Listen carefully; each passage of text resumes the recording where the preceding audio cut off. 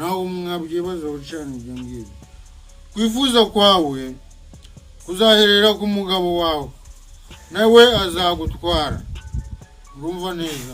Imana yahise irekera umugabo urubavu rwe twara iramuhereza. Na Adamu iramubwira iti, wumviye umugore wawe ukarya ku giti nakubujije ko utazakiryaho, uzaniye ubutaka kuvumwa, ubutaka urabuvumishije wa mugabo we. Kurya ku kintu nakubujije ni ikosa, urabuvumishije iminsi yose yo kubaho kwawe.